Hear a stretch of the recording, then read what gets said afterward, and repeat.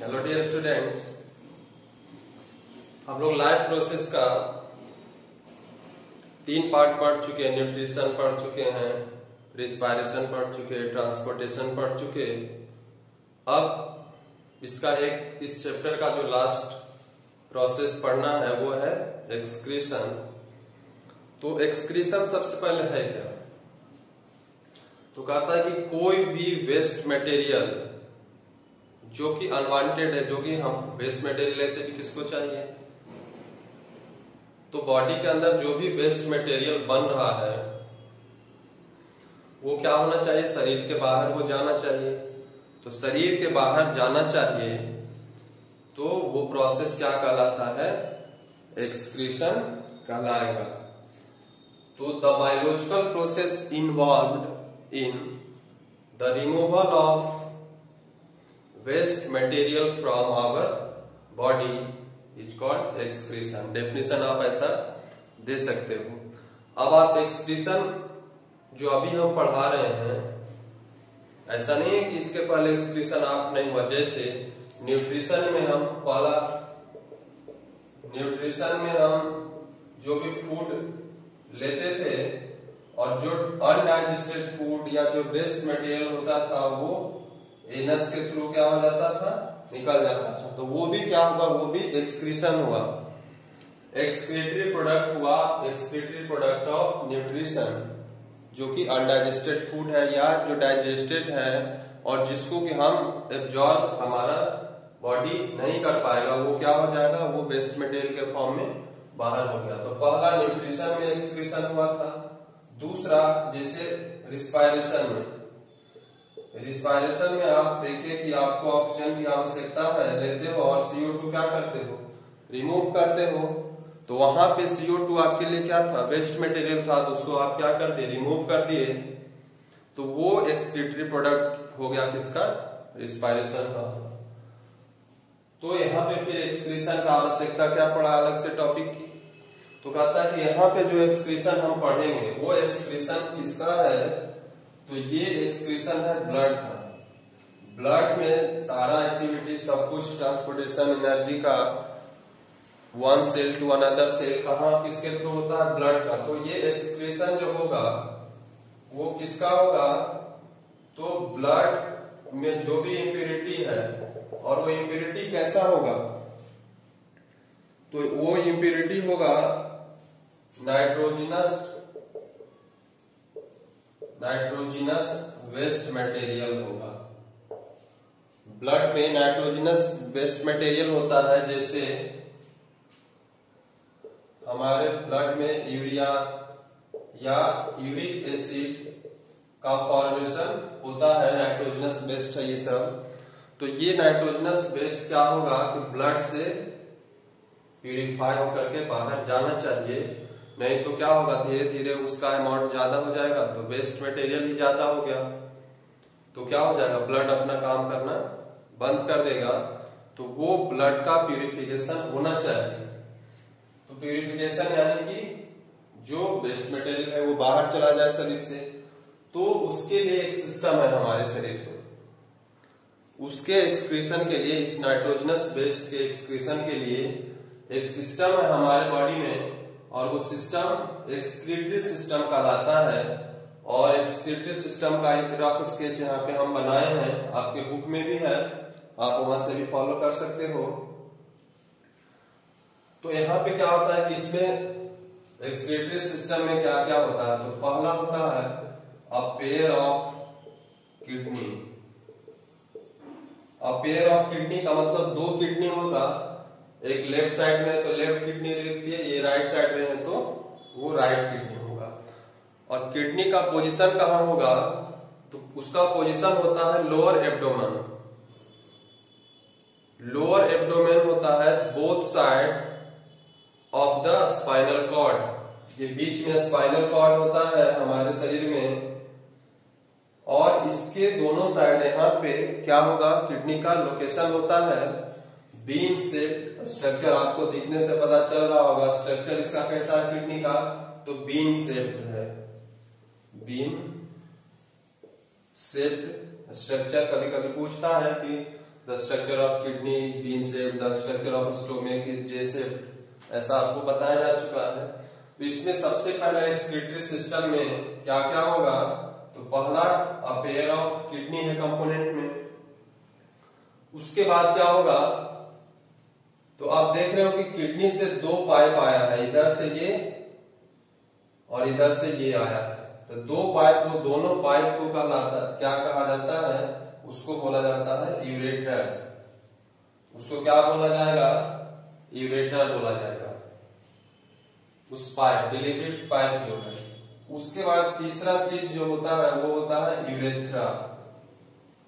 तीसरा चीज है वो होता है, तीसरा चीज होगा यूरिनरी ब्लडर, जहां पे क्या होगा, जो एक्सक्रीटरी प्रोडक्ट आया है वो स्टोर होगा, और जब बहुत ज्यादा स्टोरेज हो जाएगा तो ये ब्रेन से कंट्रोल होता है यूरिनरी ब्लडर। तो बहुत ज्यादा जब स्टोर हो जाएगा और लगेगा कि अब इसको क्या होना चाहिए कि कुछ रिलीज हो शरीर से, ताकि फिर, क्योंकि ये प्रोसेस तो कंटिन्यूअस चलते रहेगा, ये स्टोरेज फिक्स है, तो उसके लिए फिर एक है यूरेथ्रा। यूरेथ्रा के थ्रू क्या होता है, वो हम लोग एक्सक्रीट कर देते हैं in the form of toilet. Toilet के फॉर्म में हम लोग क्या करते हैं, उसको एक्सक्रीशन कर देते हैं। तो ये parts of excretory system in human being है। इसमें और भी आप कुछ देख रहे होंगे कि ये दो पाइप है, तो दोनों पाइप, ये जो पाइप है लेफ्ट साइड में वो ऑर्टा होता है। ऑर्टा में क्या होता है, प्योर ब्लड शरीर के हर हिस्से में जा रहा है, हर हिस्से मतलब किडनी में भी आएगा। और ये लेफ्ट पार्ट, लेफ्ट साइड जो है वो है वेना कावा। सबसे बड़ा वेन्स जो होता है वो डिफरेंट बॉडी पार्ट्स से कहा ले जाता है, हार्ट में ले जाता है ब्लड को, इम्प्योर ब्लड को, तो ये वेना कावा है। अब ऑर्टा से ब्लड क्या होगा, दोनों किडनी में भी जाएगा, तो उसको रेनल आर्टरी बोला जाता है। जो लेफ्ट साइड है वो लेफ्ट रेनल आर्टरी होगा, जो राइट साइड है वो राइट रेनल आर्टरी होगा। तो ऑर्टा से दोनों किडनी भी कनेक्ट होगा, किसके थ्रू, रेनल आर्टरी। उसका नाम क्या है, स्पेशल नाम है रेनल आर्टरी, रेनल आर्टरी। तो उसमें क्या होगा कि दोनों किडनी में प्योर ब्लड जाएगा। फिर उसी तरह से इम्प्योर ब्लड भी दोनों किडनी में जाना चाहिए, क्योंकि ब्लड का तो प्यूरिफिकेशन यहाँ पे भी नाइट्रोजनस वेस्ट, यहाँ पे भी नाइट्रोजनस वेस्ट का प्यूरिफिकेशन यहीं पे होता है। कार्बन डाइऑक्साइड का प्यूरिफिकेशन कहाँ होगा, वो लंग्स में होता है। तो रेनल आर्टरी ऑर्टा से जो दोनों किडनी जुड़ा हुआ होगा, और रेनल वेन जो होता है वो वेना कावा से दोनों किडनी जुड़ा हुआ होता है। आप ये देखें, ये वेना कावा है, वेना कावा से ये भी जुड़ा हुआ है, और ये ऊपर वाला ऑर्टा है, ऑर्टा से ये जुड़ा हुआ था और ये भी जुड़ा हुआ है। तो ये इसका क्या हुआ, एक्सक्रीटरी सिस्टम का पार्ट हुआ।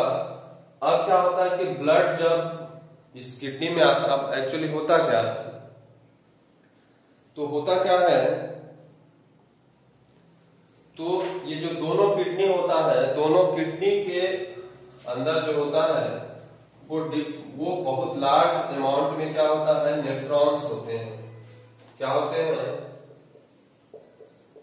नेफ्रॉन्स होता है। नेफ्रॉन्स को ही क्या बोला जाता है, structural and functional unit of kidney. ये एक नंबर का क्वेश्चन आता है कि structural and functional unit of kidney क्या है, तो structure and functional unit of kidney को नेफ्रॉन बोला जाता है। और ये बहुत छोटा किडनी होता है, लेकिन इस छोटे से किडनी के अंदर भी लाखों लाख क्या होता है, नेफ्रॉन्स होता है, जहां की actual excretion, filtration takes place होता है। तो जो भी ग्लूकोज, अमीनो एसिड, साल्ट, जो कुछ भी है, वो क्या होगा, पहले तो वो एब्जॉर्ब हो जाएगा यहाँ पे यहाँ से जो भी वेस्ट मटेरियल हो करके वाटर के साथ यहाँ पे आया है यूरिनरी ब्लडर में, यूरिनरी ब्लडर में क्या होगा, अगर एक्सेस वाटर है, आपके बॉडी में वाटर कम है और यहाँ पे वाटर ज्यादा जमा हो गया, तो वो क्या होगा, एब्जॉर्ब हो जाता है। जैसे आप देखो, अगर आप पानी कम पीते हो तो आपको टॉयलेट का समस्या कम होगा। क्यों?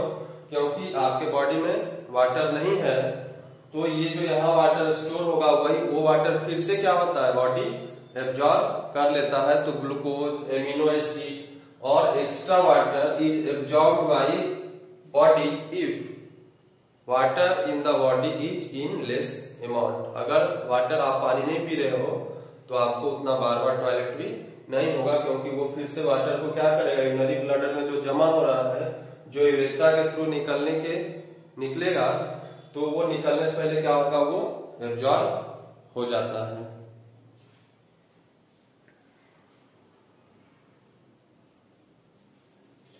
तो ये इसका प्रोसेस है कि यहाँ पे यूरिन का फॉर्मेशन हुआ और इस यूरेटर के थ्रू यूरिनरी ब्लडर में आया। यूरिनरी ब्लडर का प्रेशर अगर बहुत ज्यादा हो गया तो ये ब्रेन से कंट्रोल होता है। आगे हम पढ़ेंगे, जब कंट्रोल एंड कोऑर्डिनेशन चैप्टर पढ़ेंगे तब हम पढ़ेंगे कि क्या क्या ब्रेन के किस हिस्से से कंट्रोल होता है। तो इसका भी कंट्रोलिंग ब्रेन से ही होता है। ऐसा नहीं कि अपने यहाँ जब आ जाएगा निकल जाएगा, ऐसा नहीं है, ब्रेन से होता है और फाइनली यूरेथ्रा के थ्रू वो बाहर चला जाता है। तो अभी तो ये मोटा मोटी आप देखें कि किडनी में यूरिन का फॉर्मेशन हुआ, वो यूरेटर से आया, किडनी में बना, यूरेटर से आया, यूरेटर से यूरिनरी ब्लडर में पहुंचा और यूरेथ्रा के थ्रू क्या हो गया, फाइनली एक्सक्रीट हो गया। और यूरिनरी ब्लडर में ही क्या होता है, glucose, amino acid, excess water क्या होता है, फिर से बॉडी एब्जॉर्ब करता है अगर बॉडी में अमाउंट कम होगा तब।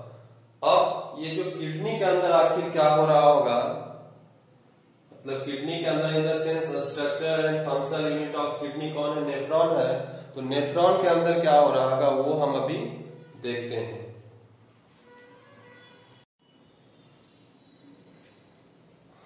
अब हम देखते हैं ये नेफ्रॉन का स्ट्रक्चर है, जो कि structural and functional unit of kidney है। तो किडनी के अंदर ऐसा ऐसा लाखों लाख नेफ्रॉन्स होता है। स्ट्रक्चर इसका और कॉम्प्लेक्स होता है, बट आप एग्जाम्स में अगर आएगा तो आप ऐसा ही सिंपल स्ट्रक्चर बनाओगे। आप बुक का स्ट्रक्चर देखोगे तो वो थोड़ा कॉम्प्लेक्स किया हुआ है, तो उतना कॉम्प्लेक्स बनाने की आवश्यकता नहीं है, आप एग्जाम्स में ऐसा ही बनाओगे। अब यहाँ पे हम देखते हैं क्या है, तो बेसिकली ये एक स्ट्रक्चर, एक नेफ्रॉन का स्ट्रक्चर है और ये कलेक्टिंग डक्ट है, किडनी के अंदर ही है, जिसमें कि इधर एक नेफ्रॉन दूसरा कनेक्ट होगा, इधर दूसरा नेफ्रॉन कनेक्ट होगा, फिर इधर। तो ऐसा एक कलेक्टिंग डक्ट में बहुत सारा नेफ्रॉन कनेक्टेड है। हम एक नेफ्रॉन को कनेक्ट करके दिखाए हैं कि एक नेफ्रॉन में क्या हो रहा होगा। तो यहाँ पे क्या है,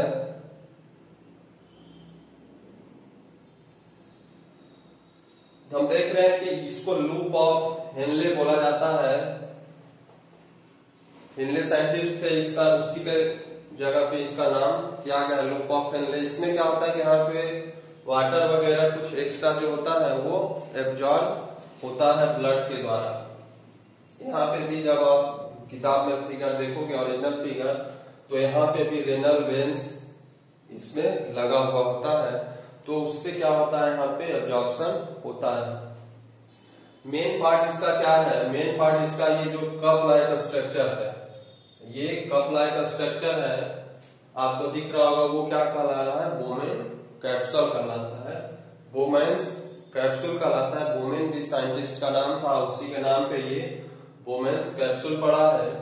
अब उस बोमेन्स कैप्सूल में क्या है, कुछ आप देख रहे हो कि गोल गोल मटेरियल कुछ डाला हुआ है, डाला हुआ क्या उसमें ही रहता है, उसको ग्लोमेरुल्स कहते हैं। क्या कहते हैं, ग्लोमेरुल्स कहते हैं। जैसे फिल्ट्रेशन में आप देखते हो कि फिल्टर कहीं पे अगर पहले फिल्टर होता था तो उसमें चारकोल, सैंड, ये सब डाला जाता था जिससे कि फिल्टर होता था वाटर। तो उसी तरह से वोमेन्स कैप्सूल में क्या है, ग्लोमेरुल्स डाला हुआ है और यहाँ ये रेनल आर्टरी जो है, इधर भी रेनल आर्टरी आया, उधर भी रेनल आर्टरी गया। तो रेनल आर्टरी जिसमें कि इम्प्योर ब्लड है, कैसा है, इम्प्योर ब्लड है, मतलब impure blood in the sense कि यहाँ पे केवल नाइट्रोजनस वेस्ट का रिमूवल होगा। Impure blood in the not in the sense of कि removal of carbon dioxide it takes place here, only nitrogenous waste like urea and uric acid is excreted. तो impure blood यहाँ करने का sense अलग है। Impure blood अगर आप transportation में करते हो तो वहां का सेंस अलग हो जाता है। वहां पे इम्प्योर ब्लड करने का मतलब होता है कि डीऑक्सीजनेटेड ब्लड। यहाँ पे इम्प्योर ब्लड करने का मतलब होता है कि इस ब्लड में क्या है, नाइट्रोजनस वेस्ट है जिसको कि हमको रिमूव करना है। तो अब यहाँ पे नाइट्रोजनस वेस्ट वाला मटेरियल आया, यहाँ पे आया, वो फिल्टर हुआ और इधर से वो फिल्टर होकर के प्योर ब्लड क्या हो गया, चला गया। और यहाँ पे जो कुछ गंदगी, यूरिया, यूरिक एसिड जो भी यहाँ पे आया, फिल्टर होकर के क्या हो गया, इस ट्यूब में, ट्यूब के थ्रू कहाँ आ गया, कलेक्टिंग डक्ट में आ गया।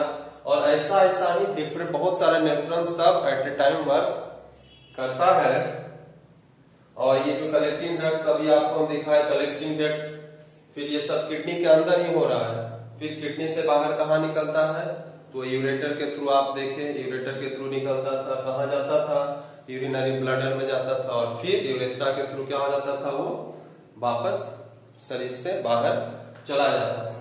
तो ये नेफ्रॉन है, नेफ्रॉन का फिगर बना दोगे और इसका फंक्शन लिखना होगा तो क्या करोगे कि blood from renal artery which is impure, which has nitrogenous waste comes to women's capsule where glomerulus are present, where filtration of these nitrogenous waste material takes place, and when nitrogenous material is released in Bowman capsule, then they are transported through the loop of Henle to collecting duct inside the kidney। ये सब kidney के अंदर हो रहा है।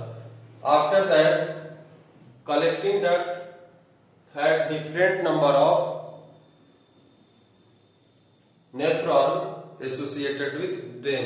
ये जो भी क्रॉस सेक्शन दिखा रहा है सब क्या है, डिफरेंट डिफरेंट नेफ्रॉन है वहां पे। सबको हम बनाएंगे, हम एक को बना के आपको दिखाए।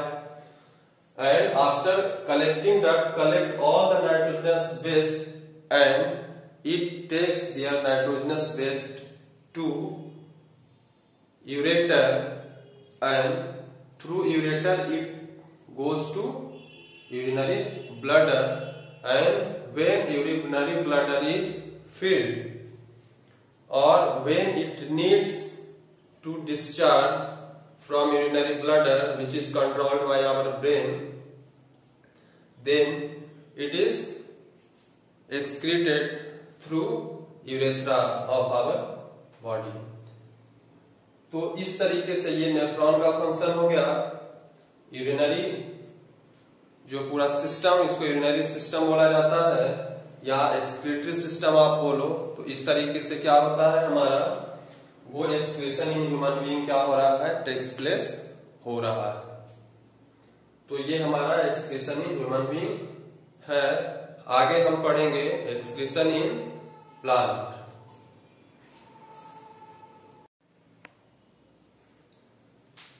अब हम देखते हैं कि प्लांट में एक्सक्रीशन कैसे होता है।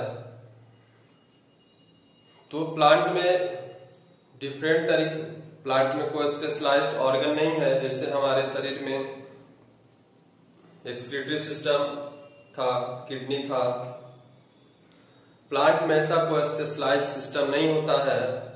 वो एक्सक्रीशन कहाँ कहाँ से करता है ये हम देखते हैं। तो सबसे पहला वो oxygen during photosynthesis. Photosynthesis reaction आप पढ़े हो कि carbon dioxide, water, chlorophyll, sunlight के प्रेजेंस में वो ग्लूकोज और ऑक्सीजन बनाता है। तो ग्लूकोज से तो उसको पूरा एनर्जी मिलता है, ऑक्सीजन उसके लिए क्या हो गया, वेस्ट मटेरियल हो गया। तो उसको क्या करता है, वो रिमूव करता है ड्यूरिंग फोटोसिंथेसिस। दूसरा कहता है कि excess water is drained by transpiration. Water अगर उसको एक्सेस हो गया तो वो क्या करता है, उसको ट्रांसपीरेशन के थ्रू वो क्या करता है, उसको रिमूव करता है। ये भी एक टाइप ऑफ एक्सक्रीशन हुआ है। जो भी शरीर से बाहर जा रहा है, चाहे ह्यूमन बॉडी हो, प्लांट हो, वो क्या कहलाएगा, एक्सक्रीशन कहलाएगा। जैसे हमारे केस में क्या था, कार्बन डाइऑक्साइड हम छोड़ते थे तो वो हमारा एक्सक्रीटेड प्रोडक्ट था। एनस के थ्रू हम अनडाइजेस्टेड फूड को रिमूव करते थे, वो वेस्ट था। टॉयलेट के थ्रू हम लोग जो यूरिक एसिड या यूरिया को रिलीज करते हैं वो वेस्ट हुआ, नाइट्रोजनस वेस्ट। तो उसी तरह से प्लांट में कार्बन डाइऑक्साइड पहला जो फोटोसिंथेसिस में लिया और ऑक्सीजन वो क्या किया, रिमूव किया, वो उसका पहला वेस्ट क्या हुआ, ऑक्सीजन हुआ। दूसरा जो वाटर वो ट्रांसपीरेशन के थ्रू रिमूव करता था, जो कि उसको वाटर का एक तरह से क्या करता है, रूट से सक्शन करने में भी हेल्प करता है, टेम्परेचर रेगुलेशन में भी हेल्प करता है। लेकिन वो वाटर यहाँ पे अभी ट्रांसपीरेशन के थ्रू क्या कर रहा है, उसको एक्सक्रीट कर दे रहा है। तीसरा है कि कुछ डेड सेल के फॉर्म में क्या करता है, जैसे आप पेड़ के ब्रांच या स्टेम पे आप देखोगे तो उसका आउटर सरफेस अगर आप ऐसे छुओगे तो गिर जाएगा, उखाड़ सकते हो उसको, और उसमें कोई जान नहीं होता, वो डेड होता है। तो क्या हुआ, वो प्लांट अपना वेस्ट मटेरियल क्या होता है उस जाइलम में ट्रांसफर करता है, और ट्रांसफर होते होते इतना वेस्ट मटेरियल हो जाता है कि वो सेल ही डेड हो जाएगा, और वो बाद में अपने आप भी रिमूव हो जाता है बहुत सालों साल बाद, या अगर आप उसको छू करके भी देखोगे उखड़ जाएगा, गिर जाएगा, वो डेड सेल है। फिर कहता है कि many plant waste are stored in cellular vacuoles. Plant cell में वैक्यूल होता है, देखिए आप जानते हो कि एनिमल का वैक्यूल और प्लांट का वैक्यूल। तो प्लांट सेल में वैक्यूल क्या होता है, बहुत बड़ा होता है। तो उस वैक्यूल में भी क्या करता है, वो वेस्ट मटेरियल को स्टोर करेगा। फिर कहता है कि वाइल्टिंग ऑफ लीव्स, जो आप देखते हो कि पौधों से या पेड़ से पत्ता गिरता, तो पत्ता देखो कि जब तक वो पत्ता पीला नहीं हो जाएगा तब तक वो पत्ता नहीं गिरेगा। तो लीव्स में क्या होता है कि उसमें एक्सक्रीटरी प्रोडक्ट जमा होते जाता है वेस्ट मटेरियल। एक वेस्ट मटेरियल इतना ज्यादा जमा हो जाता है कि उसका कलर ग्रीन से कैसा हो जाएगा, येलो हो जाएगा, यानी कि वो डेड सेल के होने के करीब चला जाता है। और जब डेड होने लगेगा तो वो क्या हो जाएगा, अपने से गिर जाएगा। फिर है कि old xylem resins and gums are stored. आप कुछ प्लांट में आप देखोगे कि वो लिक्विड रिलीज करता है। जैसे आम का पेड़ पे जाओगे, अगर उसका तना पे देखो तो कहीं कहीं गम जैसा चिपका हुआ होगा, तो वो क्या है, वो एक्चुअली उसका वेस्ट प्रोडक्ट है, जो कि वो गम्स के फॉर्म में, रेजिन्स के फॉर्म में बाहर निकालता है। जैसे रबर प्लांट है, रबर प्लांट में क्या होता है, लिक्विड रेजिन निकलता है, तो वो सब क्या है, उसका वेस्ट मटेरियल। फिर कहता है कि plant also excrete some waste substance into soil around them. फिर कहता है कि रूट जो उसके सॉइल में होता है, तो रूट से भी क्या करता है, कुछ वेस्ट मटेरियल प्लांट क्या करता है, रिलीज करता है, और वो कहाँ करेगा, तो वो सॉइल में करता है। तो ये डिफरेंट तरीका था कि प्लांट अपना वेस्ट मटेरियल रिलीज करता है। ये बहुत इंपॉर्टेंट क्वेश्चन है, कभी कभी एनिमल वाला पार्ट छोड़ देगा और केवल प्लांट वाला ही 2 नंबर 3 नंबर का क्वेश्चन दे देगा कि एक्सप्लेन या write the different ways in which plant excrete their waste material. तो इस तरह से क्या करेंगे हम,